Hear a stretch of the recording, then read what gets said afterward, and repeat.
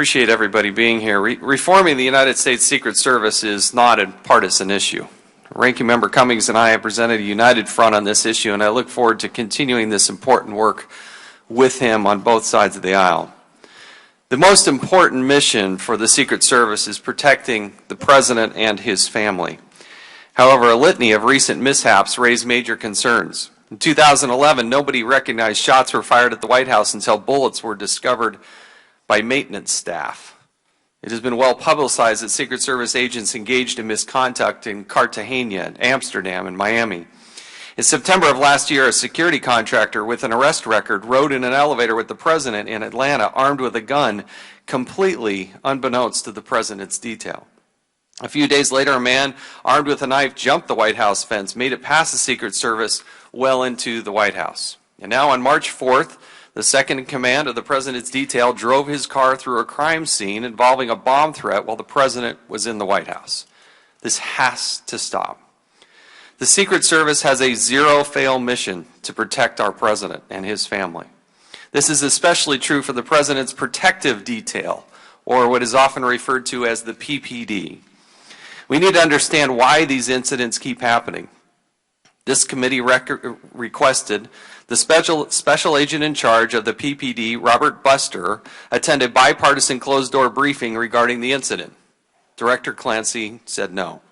The committee requested the supervisors on duty before and during the incident of March to testify today, but Director Clancy said no.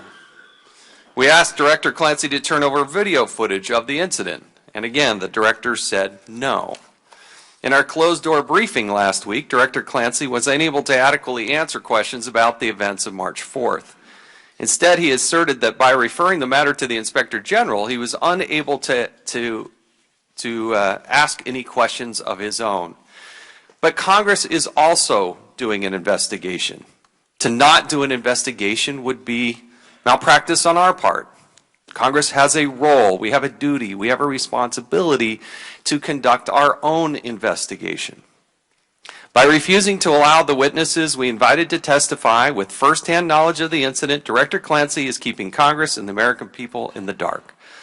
On top of that, the Secret Service has missed every deadline to provide this committee with information with no legitimate explanation as to why. It is unclear why Director Clancy is choosing at the start of his tenure to be so unhelpful to Congress.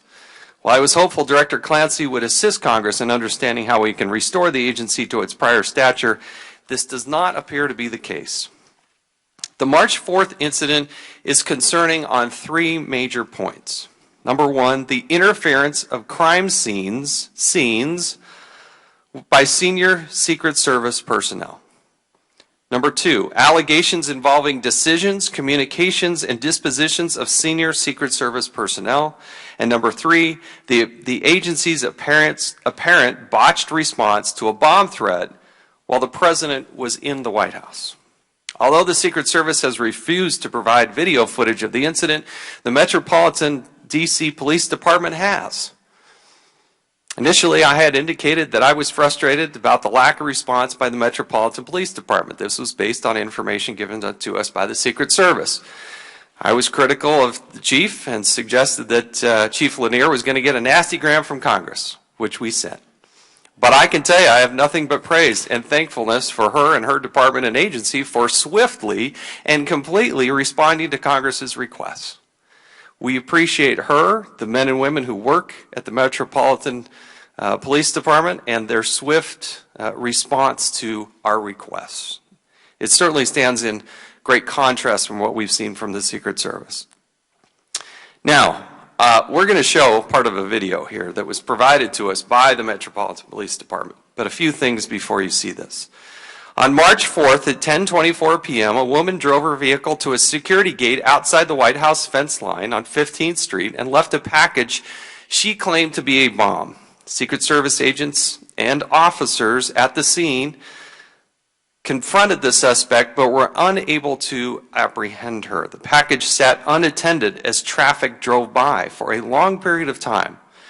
It took 11 minutes for the Secret Service to call the Metropolitan Police Department bomb squad. For 17 minutes, 17 minutes. Traffic continued through the intersection and several pedestrians walked within feet of the potential bomb. I don't understand how that happens.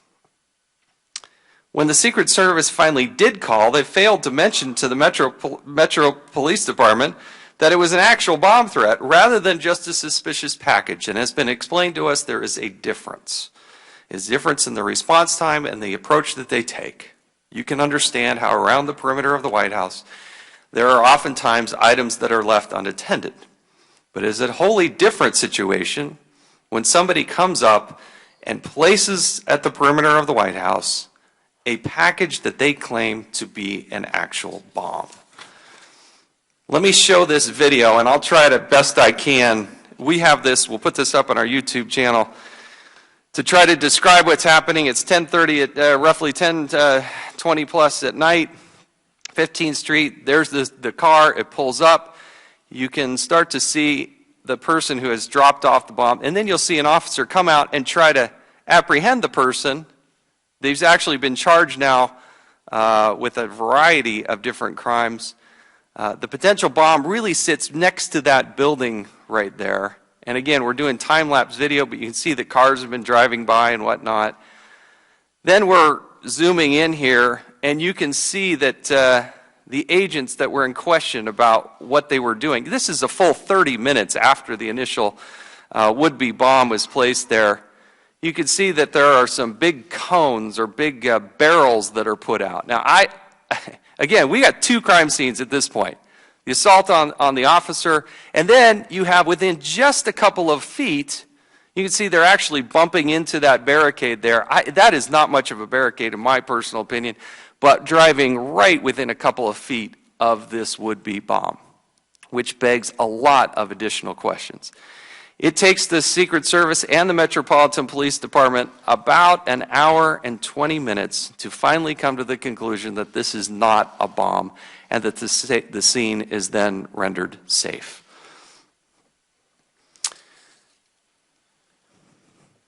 An officer followed the suspect in her car. So we get to another part of the story which begs a lot of questions. Somebody drives up, drops off a would-be bomb, and then the Secret Service actually gets an officer behind this person. But they were mistakenly called off the pursuit when the Secret Service identified the wrong car as the suspects.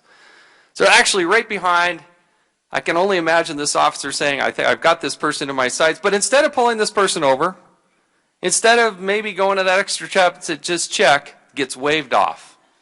And they pursue another car who isn't actually the suspect. 30 minutes after the woman fled the scene, the Secret Service finally issued a BOLO, a be on the lookout, for a vehicle to local law enforcement.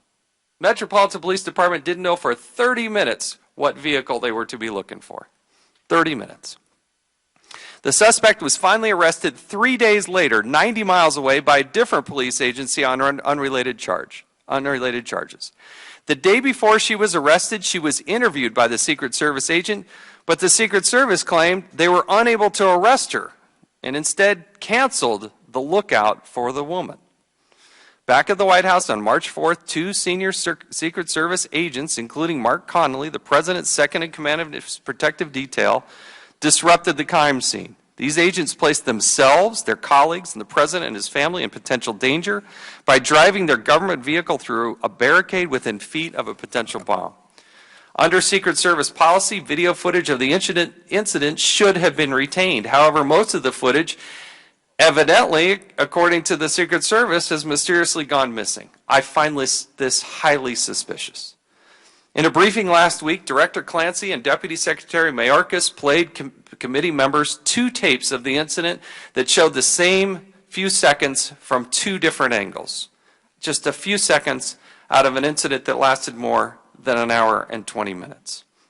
There were 8 members there, 3 committee chairmen, several ranking members, 4 Democrats, 4 Republicans. Though limited, the footage clearly showed the agents purposely moving the barricade aside with their car.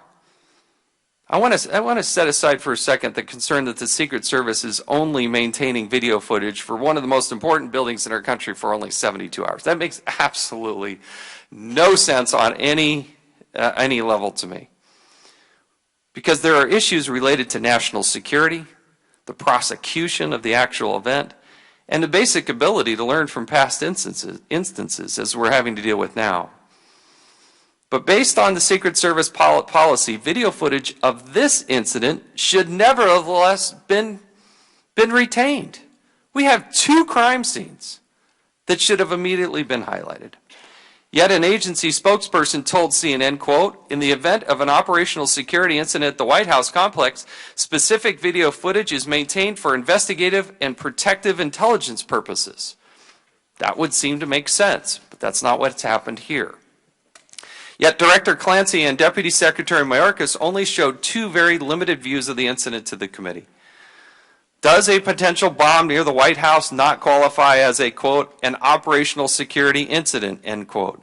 If a potential bomb doesn't qualify, then what does? These tapes should have been retained, and this committee intends to find out why they were not. We were only shown seconds of a video for an incident that lasted for more than an hour. Director Clancy, today we expect answers, and we expect you to know them. We're nearly 3 weeks after the incident. To help you prepare for the hearing today, my staff reached out to your Congressional Affairs Office to let you know what subjects we would be covering here today. Your staff was fully briefed on what we expect you to know. I want to let you know that the "I don't know" strategy is not going to sit well with our committee. We look forward to your answering the questions and providing clarity on what happened March 4th. We do appreciate you being here. I can tell you that you have been personally very accessible, and I greatly, personally, very much appreciate that.